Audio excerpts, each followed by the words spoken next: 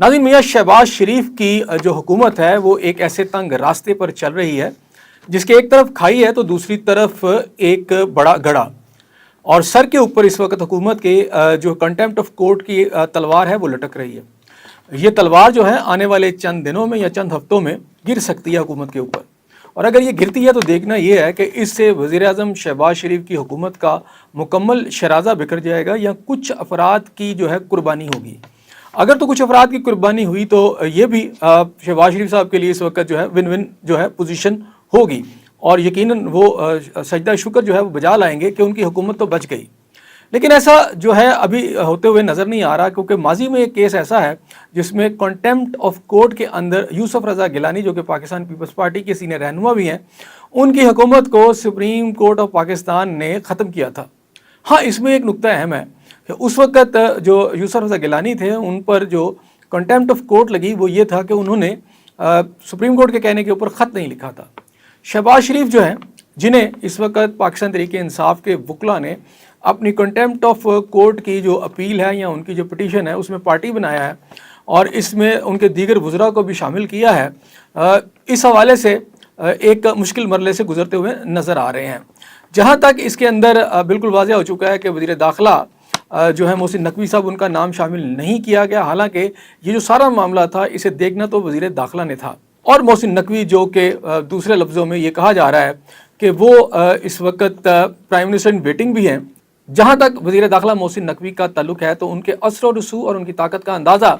इस अमर से लगाया जा सकता है कि इस वक्त वो डिफेंस फोर्सेस के सरबरा जनरल आसिम मुनीर के साथ ईरान के दौरे पर हैं। हालांकि वहाँ पर अगर देखा जाए तो उसूली तौर पर वज़ीर दाखिला को होना चाहिए, लेकिन इस वक्त वो बार बार दौरा जो हो रहा है वहाँ पर इस दफ़ा भी उनके साथ है। पाकिस्तान के अंदर बात की जाए तो ना सिर्फ वो क्रिकेट बोर्ड के चेयरमैन हैं, बल्कि वज़ीर दाखिला होने के साथ साथ पाकिस्तान के साथ जो अमन व अमान की सूरत हाल है उसके भी वो सरबराह हैं। लेकिन हम ये देख रहे हैं कि वो बाकी मामलात में हमें एक्टिव नज़र आते हैं, लेकिन जो उनकी अपनी जिम्मेदारी है उसमें वो खासे कामयाब हमें नज़र नहीं आते। लेकिन बहरहाल वो जो है वही शख्स हैं जिन्होंने इस वक्त नए सूबों की बात की और इस बात को लेकर चले। और हैरत अंगेज़ तौर पर ये जो मुतालबा आया है, सबसे पहले इस पर बात कर लेते हैं कि ये किन की तरफ से आया। अगर गौर करें तो ये 3 मीडिया मालकान जो हैं इसको आप समझे लीड कर रहे हैं। ये वही मीडिया मालकान हैं जिन्हें इस वक्त पाकिस्तानी अवाम का बहुत ज़्यादा दर्द जो है वो लाहक है। हालांकि अगर एक्चुअली बात की जाए तो इनके अपने इदारों के अंदर जो कारकुन और वर्कर हैं उन्हें कई कई माह की तनख्वाह नहीं मिलती, और अगर किसी को मिल भी जाए तो इतनी कलील है कि गुज़िश्ता कई सालों से उसमें इजाफा भी नहीं किया गया। तो यहाँ पर जो इनके वर्कर हैं उनके लिए जिस्म जान का रिश्ता बरकरार रखना इतनी कलील तनख्वाह के अंदर जो मिलती भी नहीं है बहुत मुश्किल है। तो सवाल ये पैदा होता है कि इन्हें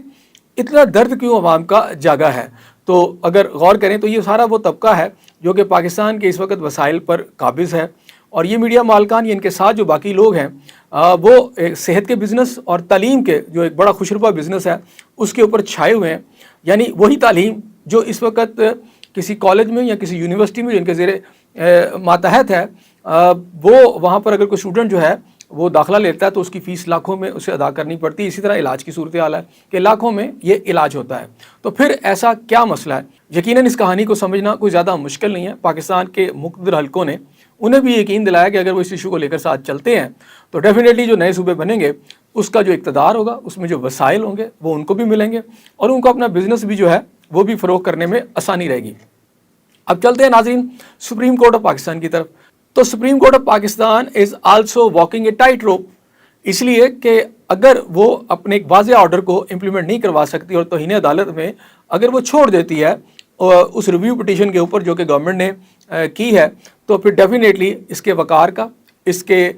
जो अहकामात हैं उसकी जो एक क्रेडिबिलिटी है उस पर फ़र्क आएगा। ना सिर्फ अदलिया के लोग इसको सीरियसली नहीं लेंगे बल्कि अवाम में भी इसका तासुर जो है वो यही फैलेगा कि जो सुप्रीम कोर्ट ऑफ पाकिस्तान है वो मुल्क के ताकतवर हलकों के सामने या हुकूमत के सामने बेबस है। बहरहाल नज़र यही आ रहा है कि सुप्रीम कोर्ट ऑफ पाकिस्तान जब इस दफ़ा इस केस को सुनेगी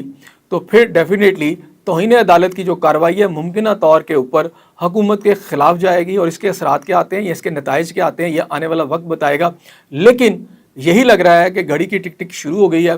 मियाँ शहबाज शरीफ साहब की हुकूमत जो है इस वक्त अगर थोड़ा सा اس کو سہارا ملا ہے، تو وہ یہی بتایا جا رہا ہے کہ صدر آصف علی زرداری، جن کے استعفے کی خبریں گردش کر رہی ہیں اس وقت مارکیٹ کے اندر، یا ان کی طرف سے کہ وہ چھوڑ دیں گے اپنی صدارت کو، تو ان کا ایک جو سٹینڈ ہے جس کے لیے محسن نقوی صاحب یہی بتایا جا رہا ہے کہ 2 دفعہ ان سے ملے پچھلے جو منتھ کے اندر بھی اور اس منتھ کے اندر بھی، ان 2 دفعہ ملنے کے اندر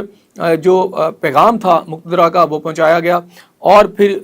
آصف علی زرداری صاحب اس چیز کو آگے لے جانے کی کوشش کرتے رہے کہ کسی طریقے سے بچ بچا ہو جائے، لیکن بہرحال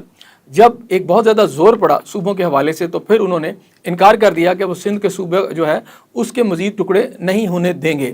اب صورتحال ملک کی یہ ہے کہ سپریم کورٹ کے آرڈرز کی طرف جو ہے نہ صرف پاکستان بلکہ ملک کی سیاسی جماعتیں دیکھ رہی ہیں۔ جہاں تک مولانا فضل الرحمان کا تعلق ہے تو وہ سمجھ چکے ہیں، وہ تحریک انصاف اور باقی اپوزیشن جماعتوں کو جوائن کر چکے ہیں، ان کے تیور بھی جو ہیں بگڑے ہوئے نظر آ رہے ہیں، اور یہی لگ رہا ہے کہ ملک کے اندر کوئی بڑی موومنٹ بھی چل سکتی ہے۔ جہاں تک جماعت اسلامی کا تعلق ہے، وہ بھی ایک جماعت ہے، لیکن وہ دھرنے جو دے رہی ہے وہ اتنے قلیل قسم کے دھرنے ہیں کہ جس سے باقاعدہ طور پر اس کی اپنی بھی ساکھ جو ہے متاثر ہو رہی ہے۔ جہاں تک پیٹرول کی قیمتیں ہیں وہ بڑھ رہی ہیں، جماعت اسلامی جو ہے اس حوالے سے کوئی خاص